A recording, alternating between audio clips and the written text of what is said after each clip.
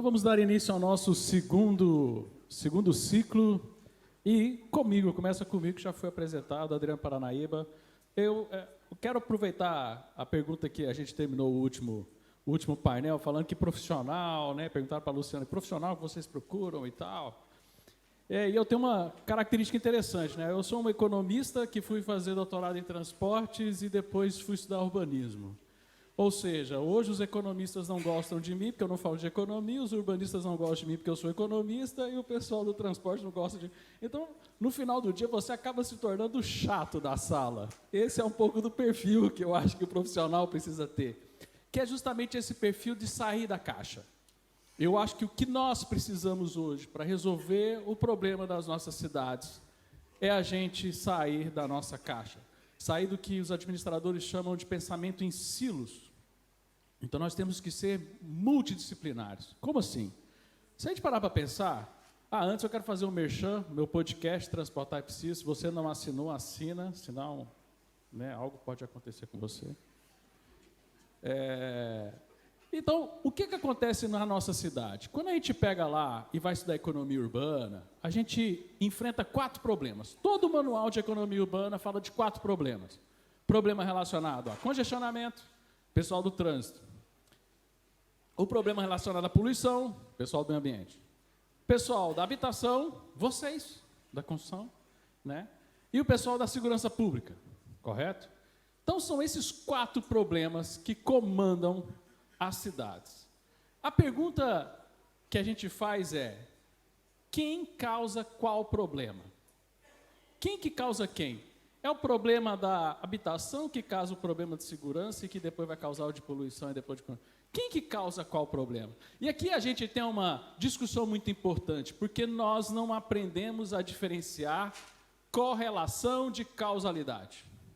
Hoje a gente só estuda correlação, a gente não estuda causalidade, né? E eu gosto muito desse livro aqui, do Spurious Correlations, tem de graça na internet, que tem algumas relações muito interessantes. A que eu mais gosto é essa daqui: número de pessoas que morrem afogadas e aparições dos Nicolas Cage em filmes. É uma correlação extremamente alta. Se a gente for fazer um estudo sobre esse problema, nós temos que falar o quê? O Nicolas Cage precisa aposentar urgentemente. Ele não pode mais aparecer em filme, porque é só ele aparecer em filme que o povo morre afogado, não é? Parece estúpido, parece maluquice isso, e o livro é cheio dessas maluquices, né? Relação entre acidente de trem e casamento no Kentucky. Então, assim, e são altas taxas de correlação. É muito engraçado. Mas é engraçado que a gente leva isso para a nossa vida profissional. A gente olha para a cidade, trata tudo como efeito de correlação. E a gente esquece de entender a causalidade. E quando a gente busca soluções para a nossa cidade, a gente nunca pergunta o que está por trás desses problemas. Então, se a gente volta para aqueles 4 problemas, eu ouso dizer para vocês o seguinte: nenhum desses causa esses problemas. Existe algo por trás que é responsável por causar problema de congestionamento, problema de poluição, problema de habitação e problema de segurança. E o que nós fazemos nas nossas prefeituras é o quê? A gente repetiu o modelo do governo federal e dividir a tomada de decisão da cidade em um monte de caixinha que não conversa uma com a outra. Tem um departamento de trânsito que não conversa com o pessoal de habitação, que não conversa com o pessoal da segurança, que nem, né? Aí, por exemplo, uma linha de ônibus, uma rua muda. Isso acontece muito, eu sou de Goiânia, acontece isso muito, já aconteceu na rua da minha casa. A prefeitura muda o sentido da rua e esquece de avisar a empresa de ônibus que o ônibus que passa lá. O pessoal não conversa. Está cada um preso na sua caixinha. E quando eles conversam é para disputar quem é mais importante que o outro na cidade, não é não? Os arquitetos têm que ser mais ouvidos, o pessoal do transporte tem que escutar os arquitetos. Então fica aquela briga. E no final do dia, o que causa todos esses problemas? Na minha jornada de pesquisador da economia urbana, eu identifiquei que existe um fenômeno causador disso, que é a configuração urbana. A forma como nós colocamos as pessoas dentro da cidade é o que vai causar esses problemas. Por exemplo, problema de congestionamento. Quando o cara faz o primeiro semestre de engenharia de transportes, ele aprende que transporte é atividade meio. Transporte não é atividade fim. Então, as pessoas estão ficando muito tempo no trânsito porque a gente está colocando elas muito longe de onde elas trabalham, onde elas moram. Simples assim. Então, existem causas que a configuração urbana, e aqui a gente de manhã ouve, de mais cedo, escutamos uma boa discussão a respeito disso, tratando essa questão da mobilidade urbana, da questão da configuração urbana. E aí a gente entra no problema de como a gente planeja as cidades. Aqui a Luciana falou muito bem dessa parte, eu queria passar rapidamente aqui, porque o meu objetivo não é falar, porque a Luciana tratou muito bem, mas era dizer isso daqui. Enquanto os urbanistas estavam chegando à conclusão de que nós precisamos planejar muito a cidade, os economistas também estavam desenvolvendo a teoria dizendo que nós precisamos planejar muito a economia. Então a coisa estava muito caminhando junta, a ideia de muito planejamento. Então a teoria de lugares centrais de Crisales dizia que o governo tem que decidir aonde que são os locais desenvolvedores de crescimento econômico. E aí nós chegamos num embate. O Prêmio Nobel de 74 foi um dos prêmios Nobel de economia mais estranhos do mundo. Porque é normal um cara dividir prêmio Nobel com outro. Já viram? Prêmio Nobel ganhando? Uns 3 caras ganham prêmio Nobel. Né? Contribuição. O de 74, eles deram para 2 caras que pensavam exatamente diferente. O Myrdal, que era sucessor do Crisales, falava, o governo é quem causa o desenvolvimento econômico. E o Hayek falou o seguinte, o governo não pode causar esse desenvolvimento, ele não é capaz de fazer isso. A sociedade depende, né, do que foi falado muito bem anteriormente, depende de ordens das pessoas. E eu não sei dizer o que seria melhor para as pessoas. E uma das obras que eu mais gosto, você quer começar o Hayek agora? O Ricardo falou do Hayek, Luciano falou de Hayek, todo mundo hoje mais cedo falou um pouquinho do Hayek. A obra que eu recomendo começar a leitura de Hayek, por mais que é um livro maior, mas eu acho que vale a pena, principalmente da gente, da área de planejamento, que pensa em urbanismo, essas coisas, é o Lei, Legislação e Liberdade, que recentemente saiu uma tradução em português. Então você não tem nem desculpa mais de não ler esse livro do Hayek. Tá? E ele tem uma das frases mais icônicas que eu gosto desse livro. Ele fala assim, os planejadores que pensam as cidades em projetos límpidos, bonitos, fáceis de entender, são vítimas da desilusão sinóptica do que não conseguem planejar e só conseguem enxergar o fracasso dos seus projetos. Por isso, daquela primeira pergunta, é engraçado, a cidade tem tanto planejamento e tem tanto fracasso, justamente porque esse tanto planejamento não consegue planejar efetivamente muita coisa. Ele só consegue complicar a vida das pessoas e a reação é totalmente inversa. E outra, tem que dar prêmio Nobel para um cara que fala desilusão sinóptica. É um jeito bonito, né, de chamar o cara de... Agora vocês não vão mais brigar com seus colegas, né, chamar ele de retardado, de burro, né? Já vai assim, olha, eu acho que você está sofrendo uma desilusão sinóptica. Olha, a gente aprende, né? Não é só conversa aqui, a gente aprende alguma coisa para usar no dia a dia. E é engraçado que essa frase do Hayek, ele cita, para mim, uma das coisas mais assim que eu ainda não entendi no Brasil. Ele cita Jane Jacobs. Quem aqui é arquiteto? Levanta a mão. Quem aqui leu Jane Jacobs? Primeira vez que eu vejo nem tanta gente ler. Porque a Jane Jacobs é engraçado. Todo mundo que eu vou encontrar em reunião lá do pessoal do plano diretor de Goiânia, eu amo a Jane Jacobs. E chega na reunião, fala exatamente o contrário do que a Jane Jacobs falou que era para fazer. É engraçado, é maluquice, né? Ela falou, é simples, ela fala assim, tem que fazer 4 coisas para a gente resolver o problema da cidade. É isso daí, A rua tem que atender mais uma função econômica, a maioria das quadras tem que ser pequena, você tem que combinar edifícios de idades diferentes e você tem que ter densidade suficientemente alta para as pessoas. É isso que vai fazer a cidade funcionar. 4 regrinhas. Todo mundo que leu Jane Jacobs e vai trabalhar no governo, esquece disso e faz exatamente o contrário. Que é olhar para o mapa e falar assim, aqui não pode escola. Aqui pode escola. Nossa, mas essa escola está longe lá do Minha Casa Minha Vida, né? Não tem como, o cara vai ficar 5 horas no ônibus mesmo, não tem jeito. Está pondo todo mundo longe dos outros. E aí eu quero tratar aqui de alguns conceitos que são maltratados e estão errados. Por exemplo, esse termo é o termo mais errado do universo. Especulação imobiliária. Especulação imobiliária. É que nem quando eu via meu pai ver no Jornal Nacional. Aí o William Bonner falava assim, os mercados estão nervosos. Eu era criança, eu achava que entrava, não era o Bonner, era o Cid Moreira na época, na verdade, né? Eu achava que entrava um Godzilla lá na Bovespa, rasgava tudo, tocava o terror, meu. né? Aí fala especulação imobiliária, né? Parece que tem uns irmãos Greens lá que juntam para destruir a cidade, especular a cidade. Não existe especulação imobiliária. Existe as pessoas querendo agir na cidade. Adam Smith, né? O pai fez esse ano aí fez não sei quantos anos de publicação do Adam Smith, aniversário dele, de não é pela benevolência do padeiro que ele faz o pão, não é pela benevolência do açougueiro que ele corta a carne, é porque ele sabe que se ele oferecer aquilo, alguém vai querer consumir. Especulação imobiliária é exatamente isso, não existe especulação imobiliária. Muito pelo contrário, se existe algo que não existe, é especulação imobiliária, porque você não pode especular. O plano diretor não deixa, né? Você só pode fazer o que o plano diretor falou que é para fazer, né? Adriano, mas existem as pessoas que querem agir para benefício próprio. O que a gente pode fazer? A gente pode usar isso a favor das próprias pessoas, da própria população. Temos exemplo disso? Temos. Docklands foi o maior projeto de canalização do uso de especulação imobiliária para você melhorar aquela região totalmente destruída da cidade, né? Para o aumento de oferta de bens públicos.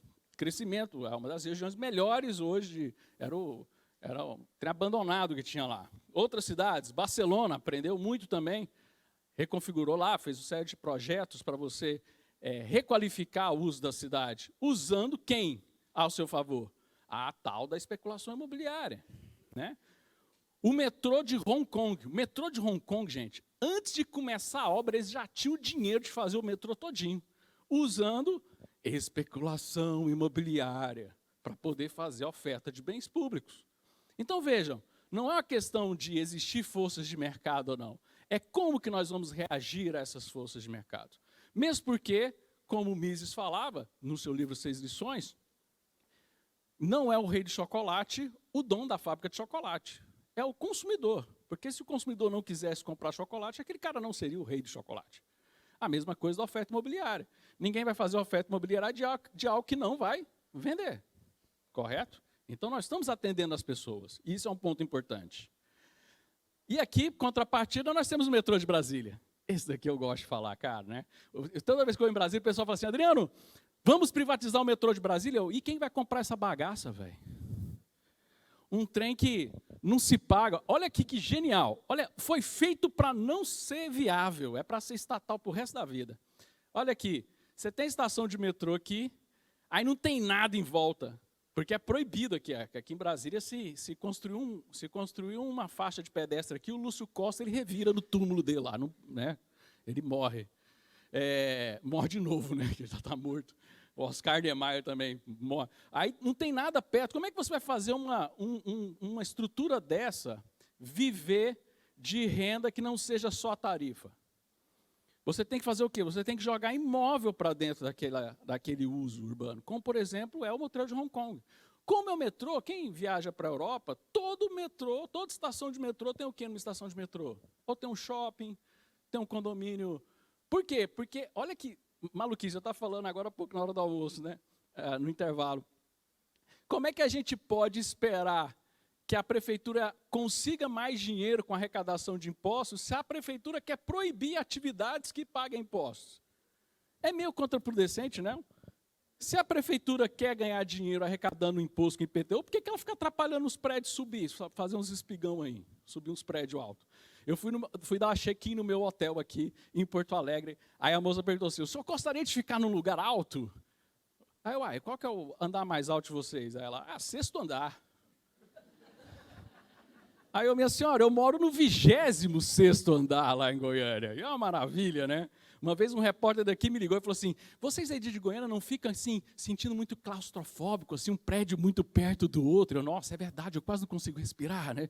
É muito perto e tal. Não, não é. É até ótimo. Eu moro no 26º andar, moro num bairro onde você tem tudo perto. Eu uso carro muito pouco. Por quê? Porque é uma região, só que infelizmente isso não é para todo mundo. Por quê? Porque Goiânia também não é um paraíso. Você tem coisas que deixam o custo do terreno caro, chamado regulações urbanas, que fazem com que os pobres vão para a favela. Por que o pobre vai para a favela? Porque não tem dinheiro para atender toda aquela exigência diária. Nós temos um município no Brasil que a legislação fala que a área mínima de lote é de 400 metros quadrados. Como é que um pobre vai comprar um lote mínimo de 400 metros quadrados? Não tem como. Então, a gente está convidando os pobres a serem expulsos da nossa cidade. Simples assim. Modinhas hippies, para terminar aqui, que eu gosto de fazer, falar das modinhas. Todo mundo vê essa foto. Ai, como ia ser bom se a gente fosse que nem a Times Square. Vamos proibir o carro. Todo mundo está falando disso. Ai, vamos proibir o carro. Olha como a Times Square ficou muito mais bonita e tal. Ficou mais bonita porque nessa rua você tem hotel, você tem restaurante, você tem casa, você tem tudo nessa quadra aqui. Ó. Tem todos os tipos de uso de solo aqui dentro. Por isso que funciona. Agora o povo quer proibir. Esse aqui eu peguei do grupo de WhatsApp. Essa aqui é legal. Ó. É um amigo de Porto Alegre, ó, maldade. Tive que pintar o nome do cara aqui, senão me ferro. O cara pintou isso aqui no grupo de WhatsApp de transporte e falou assim, olha, Paris vai proibir carro nessa região. Olha que maravilha. Isso aí podia ser uma realidade, né? A gente podia copiar isso, né? Quase chora lá de, ai, que ia ser lindo demais. Cara, essa região de Paris é uma região que tem, no mínimo, aí não sei quantas estações de metrô, tem um monte de infraestrutura para a pessoa se locomover. Realmente aqui, não é que estão proibindo o carro. Aqui não precisa de carro. Eu tinha um amigo no doutorado que ele foi estudar em Paris, a primeira coisa que ele fez foi vender o carro, porque não precisava usar carro lá. Então, não é questão de novo, o problema da lógica da causa e consequência. A gente quer copiar algumas modas e no final do dia a gente acaba o quê? A gente acaba atrapalhando as pessoas de viverem na nossa cidade. Olha que legal, Brasília. Vamos fazer ciclovias para as pessoas pararem de usar o carro. E aí eles vão sair pedalando lá de Sobradinho, que dá uns 30 quilômetros do plano piloto, no calor do Goiás, que não é de Goiás, é do Goiás. Vai lá pedalar, amigão. Ai, Copenhague funciona. Claro que Copenhague funciona. Né? Não tem nem calor, você tem que pedalar a bicicleta, senão você morre congelado. É até um estímulo para você não morrer congelado. E os caras querem, vamos bater um recorde de 1 milhão de quilômetros de ciclovia. Ninguém usa aquelas porcarias. Só na Asa Norte lá, o pessoalzinho da Asa Norte, que mora e trabalha na Asa Norte. Simples assim. Para terminar, arranha-céu, outro mito.